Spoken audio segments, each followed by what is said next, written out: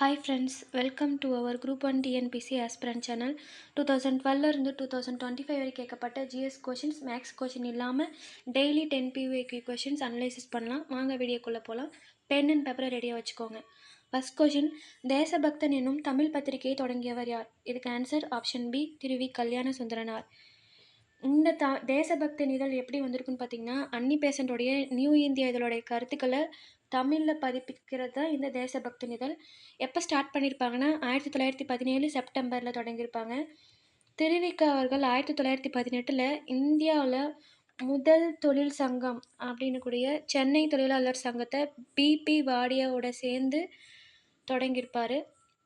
தமிழ் தென்றல் என அழைக்கப்படக்கூடியவர் யாருனாலையும் திருவிக தான். அடுத்த ஆப்ஷன் யுவி சுவாமிநாதன். தமிழ் தாத்தான்னு அழைக்கப்படுறாங்க. ஏன்னா அழிஞ்சு போகிற நிலையில் இருக்கக்கூடிய சுவடிகள்லாம் தேடி கண்டுபிடிச்சி அதை ஒரு நூலாக பதிப்பிச்சு வெளியிடுவார். இந்த மாதிரி 1887 தன்னுடைய முதல் பதிப்பித்து வெளியிட்ட காப்பி எதுனா சீவக சிந்தாமணி. அடுத்த ஆப்ஷன் ராமலிங்க அடிகள். 1865 சாதி மத வேறுபாடுகளை கடந்து ஒற்றுமையை வளர்க்கறதுக்காக சமரச சுத்த சன்மார்க்க சத்திய சங்கத்தை நிறுவியிருப்பார். 1867 ஏழை எளிய மக்களுடைய பசியை போக்குறதுக்காக சத்திய தர்மசாலையை நிறுவியிருப்பார். அடுத்த ஆப்ஷன் பாரதியார். பாரதியார் 1906 இந்தியா அப்படின்ற ஒரு வார இதழில் ஸ்டார்ட் பண்ணியிருப்பார். தமிழ் இதழ்லேயே கேலி சித்திரங்களை வெளியிட்ட பெருமை எந்த இதழுக்கு உண்டுனா இந்த இந்தியா அப்படின்ற இதழுக்கு உண்டு. 1904 சுதேசமித்திரன் இதழுடைய உதவி ஆசிரியராக இருந்திருப்பார். பாரதிதாசன் பாரதியாரை எப்படி புகழ்ந்திருப்பார்னா சிந்துக்கு தந்தை, பாட்டுக்கொரு புலவன் அப்படின்னு சொல்லிட்டு புகழ்ந்திருப்பார். அடுத்த கொஷின், மெக்காலே பிரபு எதனுடன் தொடர்புடையவர்? ஆப்ஷன் சி, சட்ட தொகுப்பு. மெக்காலே பிரபு பார்த்திங்கன்னா 1834 இந்தியாவின் முதல் சட்ட ஆணையத்துடைய தலைவராக நியமனம் பண்ணியிருப்பாங்க. இந்திய தண்டனை சட்டம் 1860 இது உருவாகிறதுக்காக காரணமான சட்ட வரைவை உருவாக்கியிருப்பாங்க. மெக்காலே கல்வி அறிக்கை 1935 வெளியிட்டிருப்பாங்க. இதனால் இந்தியாவில் ஆங்கில கல்வி முறை அறிமுகமாக அடிப்படை காரணமாக இருந்திருப்பாங்க. ஆப்ஷன் ஏ, இராணுவ சீர்திருத்தம் பார்த்திங்கன்னா 1798 வெல்லஸ்லி பிரபு அவர்களால் கொண்டு வரப்பட்டிருப்பாங்க. அதாவது துணைப்படை திட்டம். இதன் மூலயமா இந்திய சுதேச அரசுகளோட இராணுவ வலிமையை குறைச்சி பிரிட்டிஷோடைய கட்டுப்பாட்டுக்குள்ளே கொண்டு வந்திருப்பாங்க. சதி ஒழிப்பு. வில்லியம் பெண்டிங் பிரபு 1829 சதி ஒழிப்பு சட்டத்தை இயற்றிருப்பாங்க. இந்தியாவுடைய மறுமலர்ச்சி தந்தைன்னு அழைக்கப்படக்கூடிய ராஜாராம் மோகன் ராய் அவர்கள் அவருடைய தீவிர முயற்சினால் இந்த சட்டம் நிறைவேறியிருக்கும். சதி அப்படின்னா பார்த்திங்கன்னா உயிரோட விதவைகளை இருக்கக்கூடிய ஒரு கொடூரமான வழக்கம். அடுத்த ஆப்ஷன் நிரந்தர நிலவரி திட்டம். 1793 இந்திய குடிமை பணியின் தந்தை அப்படின்னு அழைக்கப்படக்கூடிய காரன்வாலிஸ் அவர்களால் கொண்டு வரப்பட்டிருக்கும். இது ஜமீன்தாரி முறை தான் வங்காளத்தில் கொண்டு வந்திருப்பாங்க. ஜமீன்தாரி முறையை நிலஸ்வான்தார் முறைன்னு சொல்லுவோம். ஏன்னா ஜமீன்தார்கள் தான் நிலஸ்வான்தார்கள். இதன் மூலிமா ஜமீன்தார்கள் தான் அவங்கக்கிட்ட தான் நிலத்தோடைய உரிமை முழுசாக இருக்கும். அடுத்த கொஷின், 1920 கல்கத்தாவில் நடைபெற்ற இந்திய தேசிய காங்கிரஸ் மாநாட்டிற்கு தலைமை வகித்தவர் யார்? இதுக்கு answer option D, Lala Lajpat Rai. இவர் தீவிர தேசியவாதியில் ஒருத்தராக இருப்பார். பஞ்சாப் சிங்கம் அப்படின்னு சொல்லிட்டு சொல்கிறாங்க இவரை. 1920 கொல்கட்டாவில் ஐஎன்சியோடைய சிறப்பு மாநாட்டுக்கு தலைமை வகித்தவர் இவர் தான். அப்போ தான் காந்தியோடைய ஒத்துழையாமை இயக்கத்துக்கு தீர்மானம் கொண்டு வந்திருப்பாங்க இந்த மாநாட்டில் தான். இதே 1920 டிசம்பரில் நாக்பூரில் வருடாந்திர மாநாட்டுக்கு தலைமை வகித்தவர் யாருன்னா சி விஜய் ராகவாச்சாரி. 1928 சைமன் குழுவோட எதிர்ப்பு நடந்திருக்கும். அது எங்கே நடந்திருக்குன்னா லாகூரில். அமைதி பேரணிக்கு தலைமை தாங்கினவர் யாருன்னா இந்த லாலா லஜபதி ராய் தான். இவர் மேலே காவல்துறை அதிகாரியான சாண்டர்ஸ் அப்படின்றவங்க கொடூரமாக தடியடி தாக்கியிருப்பாங்க. இதனால் அவர் இறந்துருப்பார். அடுத்த ஆப்ஷன் மகாத்மா காந்தி. இவர் ஒரே ஒரு முறை மட்டும்தான் ஐஎன்சியோடைய தலைமை தாங்கியிருக்காங்க. எப்போனா 1924 கர்நாடகாவில் பெல்காம் அப்படின்ற இடத்துல தலைமை ஏற்றிருப்பார் ஐஎன்சிக்கு. அடுத்த ஆப்ஷன் சுரேந்திரநாத் பானர்ஜி. இவர் சிறந்த பேச்சாற்றலால் இந்தியாவுடைய எட்மண்ட் பர்க் அப்படின்னு சொல்லிட்டு அழைக்கப்படுறாங்க. ராஷ்ட்ரிய குரு யாருனாலும் இவர் தான். இவரும் 2 டைம் ஐஎன்சிக்கு தலைமை தாங்கியிருப்பார். எப்போனா 1895, இன்னொன்று 1902. அடுத்தது மோதிலால் நேரு. மோதிலால் நேருவும் 2 முறை ஐஎன்சிக்கு தலைவராக இருப்பார். 1919 அமிர்தசரஸ்லையும் 1928 கொல்கத்தாலையும். காந்தியோடைய ஒத்துழையாமை இயக்கம் நிறுத்தினதால இந்த மோதிலால் நேரு அவர்கள் சிஆர் தாஸ் கூட இணைஞ்சு சுயராஜ்ய கட்சியை தோற்றுவிச்சிருப்பாங்க. எப்போன்னா 1923. Next question. கீழ்கண்டவற்றுள் சரியாக பொருந்தியுள்ளது எது? இதுக்கு answer option C, Bardoli, Gujarat. First Champaran எங்கே இருக்குதுன்னு பார்க்கலாம். சம்ப்ரான் பார்த்திங்கன்னா பீகாரில் இருக்குது. அங்கே சம்ப்ரான் சத்தியாகிரகம் நடந்திருக்கும் 1917. ஐரோப்பிய பணியாளர்கள் 20ல் 3 பங்கு நிலத்தில் கட்டாயம் விவசாயிகள் அவுரி பயிரை தான் பயிரிடணும் அப்படின்னு சொல்லிட்டு வற்புறுத்தியிருப்பாங்க. இந்த முறைக்கு எதிரான போராட்டம் தான் சம்ப்ரான் சத்தியாகிரகம். சம்ப்ரானுக்கு வாங்க அப்படின்னு சொல்லிட்டு காந்தி அழைத்தவர் யாருன்னு பார்த்தீங்கன்னா ராஜ்குமார் சுக்லா. அடுத்தது கேதா குஜராத்தில் இருக்கும். 1918 காந்தி கூட பட்டேலும் இந்த போராட்டத்தில் இணைஞ்சிருப்பார். அதாவது அங்கே கடுமையான பஞ்சம் இருந்திருக்கும். அதனால் பயிர் அழிஞ்சு போகக்கூடிய நிலையில் இருந்தாலும் நீங்கள் முழு வரி செலுத்தணும் அப்படின்னு சொல்லிட்டு பிரிட்டிஷ் அரசு வற்புறுத்திருக்கும். அதுக்கு எதிராக நடத்தப்பட்ட போராட்டம் தான் இந்த கேதா சத்தியாகிரக போராட்டம். அடுத்தது பர்தோலி, குஜராத். 1928 பிரிட்டிஷ் என்ன பண்ணியிருப்பாங்கன்னா நிலவரியை 30% உயர்த்தியிருப்பாங்க. அதை எதிர்த்து பர்தோலி சத்தியாகிரகம் நடத்தியிருப்பாங்க. யார் நடத்தியிருப்பான்னு பார்த்தீங்கன்னா பட்டேல் அவர்கள் வெற்றிகரமாக நடத்தி முடிச்சிருப்பாங்க. அடுத்தது தண்டி குஜராத்தில் தான் இருக்கும்.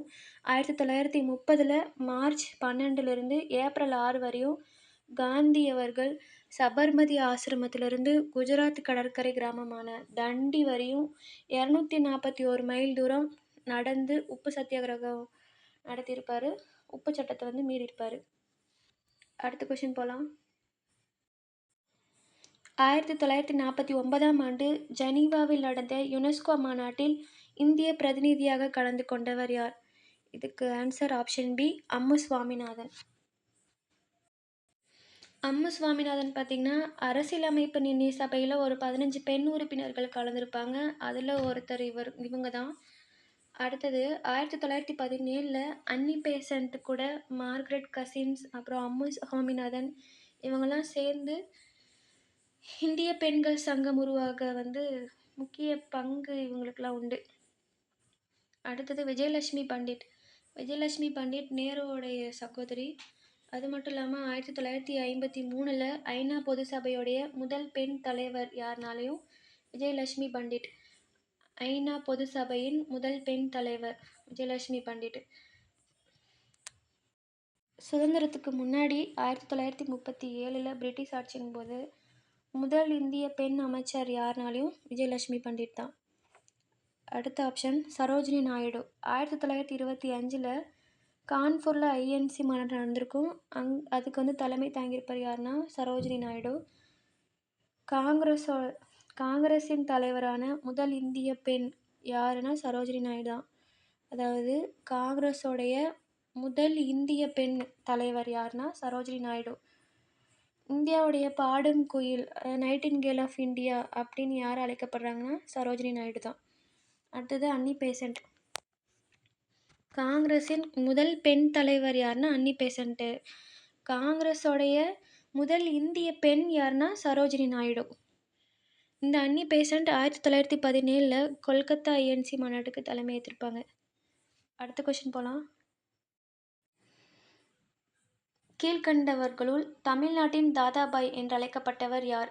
இதுக்கு ஆன்சர் ஆப்ஷன் சி, விஜயராகவாச்சாரியார். அவரை பற்றி கொஞ்சம் தெரிஞ்சுக்கலாம். ஆல்ரெடி பார்த்துட்டோம். 1920 டிசம்பர் நாக்பூருக்கு ஐஎன்சி மாநாட்டுக்கு தலைமை ஏற்றிருப்பார். 1888 சேலம் நகராட்சியோடைய தலைவராயிருப்பார்.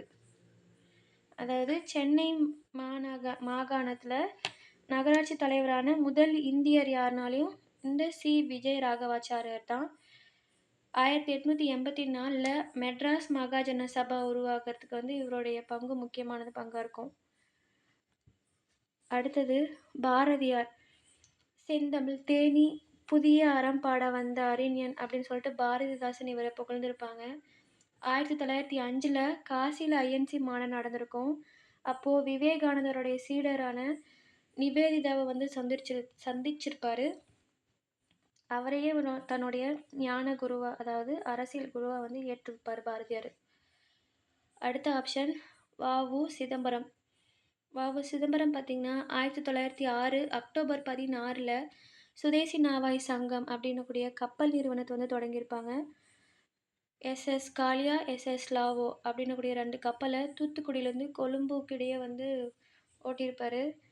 சுதேசி இயக்க போராட்டத்திற்கு கோவை சிறையில் அடைக்கப்பட்டு மாட்டுக்கு பதிலாக வந்து செக்கிழுத்திருப்பார். அதனால தான் இவர் செக்கிழுத்த செம்மல் அப்படின்னு சொல்லியிருப்பாங்க. கப்பலோட்டிய தமிழன் யாருனாலையும் வ.உ.சி தான். அடுத்த ஆப்ஷன் திருப்பூர் குமரன். திருப்பூர் குமரன் பார்த்திங்கன்னா 1932 ஜனவரி 11 திருப்பூரில் ஆங்கிலேய அரசு தடையை மீறியும் வந்து ஊர்வலம் போயிருப்பாங்க. அந்த ஊர்வலத்தில் வந்து தடியடிப்பட்டு வந்து இறந்துருப்பாங்க. அந்த தடியடியின் போதும் கொடியை கீழே விடாமல் பிடிச்சிருக்கறனால இவர் வந்து கொடிக்காத்த குமரன் அப்படின்னு சொல்கிறாங்க. அது மட்டும் இல்லாமல் திருப்பூரில் தேசபந்து இளைஞர் சங்கம் அப்படின்ற சங்கமை உருவாக்குனவர் யாருனாலும் திருப்பூர் குமரன் தான். அடுத்த கொஷின் போகலாம். கோள்களை உருவ அடிப்படையில் வரிசைப்படுத்துக. இதுக்கு ஆன்சர் ஆப்ஷன் சி வியாழன், சனி, நெப்டியூன், யுரேனஸ். வியாழன் பற்றி பார்க்கலாம். சோலார் சிஸ்டம்லேயே மிகப்பெரிய கோள்னா எதுனா வியாழன் தான். அதனால தான் இதை கோள்களின் அரசன்னு சொல்கிறோம். வியாழனுடைய பெரிய துணைக்கோள் எதுன்னு பார்த்திங்கன்னா கனிமீடு. அடுத்தது சனி. சனி பார்த்திங்கன்னா சனி சுற்றி வந்து வளையம் இருக்கும். எதால் ஆயிருக்குன்னா பனி, பாறை இந்த மாதிரி அதோட துகளால் ஆயிருக்கும். இதோடைய பெரிய துணைக்கோள் எதுன்னு பார்த்திங்கன்னா டைட்டன். இந்த சனிக்கோள் வந்து தண்ணீரை விட அடர்த்தி குறைவாக இருக்கும். ஒரு பெரிய கடலுக்குள்ளே இந்த சனிக்கோளை நம்ம போட்டோன்னா மிதக்கும் அது. அடுத்தது நெப்டியூன். நெப்டியூன் பார்த்திங்கன்னா மிக குளிர்ந்த கோள். ஏன்னா இது சூரியனை விட ரொம்ப தூரத்தில் இருக்கிறனால இந்த கோள் வந்து ரொம்ப குளிர்ச்சியாக இருக்கும். இதோடைய துணைக்கோள் பார்த்திங்கன்னா ட்ரைட்டன். அடுத்தது யுரேனஸ். யுரேனஸ் வந்து உருளும் கோள்னு சொல்கிறோம். ஏன்னா சூரியனை வந்து தன்னுடைய சுற்றுப்பாதையில் வந்து உருண்டுட்டு போகிற மாதிரியே வந்து சுற்றி வரும். பச்சை நிற கோள் எதுனாலையும் இந்த யுரேனஸ் தான். ஏன்னு பார்த்திங்கன்னா மீத்தேன் வாயு வந்து இதில் அதிகமாக இருக்கும். இது கண்டுபிடிச்சவர் யாருன்னா 1781 வில்லியம் ஹெர்ஷல் அப்படின்றவர் வந்து கண்டுபிடிச்சிருப்பாரு. யுரேனஸ் வந்து பச்சை கலரில் இருக்குது அப்படின்னு சொல்லிட்டு கண்டுபிடிச்சிருப்பாரு. அடுத்த கொஷின் போகலாம். வளிமுக அடுக்குகளை ஏறுமுகமாக வரிசைப்படுத்துக. ஆப்ஷன் டி தாளடுக்கு, படையடுக்கு, இடையடுக்கு, வெப்ப அடுக்கு. முதல்ல நம்ம படையடுக்கு பற்றி பார்க்கலாம். இல்லை தாளடுக்கு பற்றி பார்க்கலாம். இது 0லேருந்து 18 கிலோமீட்டர் வரை இருக்கும். இந்த அடுக்கில் தான் வந்து மேகம் உருவாகும். மழை, இடி, மின்னல் எல்லாமே இந்த அடுக்கில் தான் நடக்கும். இந்த மாதிரி வானியல் நிகழ்வுகள்லாம் இந்த அடுக்கில் தான் நடக்கும். இந்த அடுக்குலேருந்து மேலே போக போக ஒவ்வொரு 165 மீட்டருக்கும் 1 டிகிரி செல்சியஸ் அப்படின்ற மாதிரி வெப்பநிலை வந்து குறையும். அடுத்த அடுக்கு படையடுக்கு. இது 18 கிலோமீட்டர்லேருந்து 50 கிலோமீட்டர் வரை இருக்கும். இந்த அடுக்கில் தான் ஓசோன் லேயர் இருக்குது. சூரியன்கிட்ட இருந்து வரக்கூடிய ஆபத்தான புறஊதா கதிரை வந்து தடுக்கக்கூடிய அடுக்கு எதுனா இந்த படையடுக்கு தான். இதில் தான் வந்து ஜெட் விமானம்லாம் பறக்கும். அடுத்த அடுக்கு வெப்ப அடுக்கு. இது 80 கிலோமீட்டர்லேருந்து 400 கிலோமீட்டர் வரை இருக்கும். இந்த அடுக்குல தான் வானொலியுடைய அலை பிரதிபலிப்பு நடக்கும். ஏன்னா, இந்த அடுக்குல வந்து அயனிகள் வந்து நெறைய காணப்படும். புவியிலேருந்து வரக்கூடிய வானொலியோடைய அலைய வந்து மீண்டும் புவிக்கே வந்து அனுப்பி தகவல் தொடர்புக்கு வந்து உதவுது. இந்த அடுக்குல தான் விண்வெளி வீரர்கள் தங்கக்கூடிய சர்வதேச விண்வெளி நிலையம் இருக்கும். செயற்கைக்கோளும் சுற்றி வரக்கூடிய அடுக்கு எதுனாலும் இந்த அடுக்குல தான் நடக்கும். வெப்ப அடுக்குல. அடுத்தது இடையடுக்கு. இடையடுக்கு பார்த்தீங்கன்னா 50லேருந்து 80 கிலோமீட்டருக்குள்ள. இது 3ஆ சேர்த்திக்கோங்க. 80 கிலோமீட்டர் வரை இருக்கும். இது பார்த்தீங்கன்னா மிக குளிர்ந்த அடுக்குன்னு சொல்றோம். இந்த அடுக்குல என்ன நடக்கும்னா, விண்கற்கள் எரியும் அடுக்குன்னு சொல்றோம். அதாவது விண்வெளியிலிருந்து புவிக்கு வரக்கூடிய எரிகற்கள் வந்து இந்த அடுக்குல தான் வந்து நுழையும்போது காற்று கூட உராய்ஞ்சி எரிஞ்சு சாம்பல் ஆயிடும். இது எல்லாத்துக்கும் மேல இன்னொரு அடுக்கு இருக்கு. எக்ஸோஸ்பியர். இது 400 கிலோமீட்டருக்கு மேல இருக்கக்கூடிய அடுக்கு. அடுத்தது எக்ஸோஸ்பியர்னா வெளி அடுக்கு. அடுத்த கொஸ்டின் போலாம்.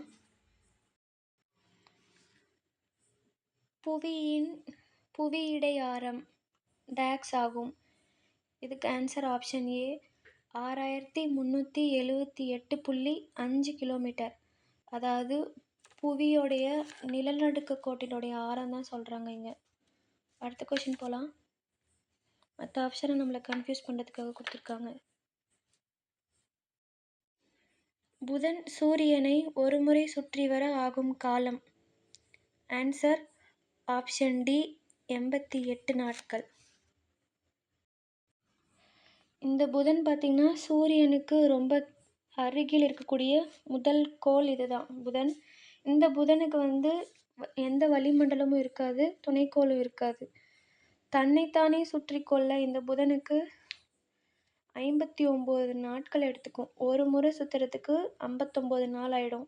இதே சூரியனை ஒரு முறை சுற்றி வரத்துக்கு 88 நாள் ஆகும். ஓகே ஃப்ரெண்ட்ஸ், தேங்க்ஸ் ஃபார் வாட்சிங்.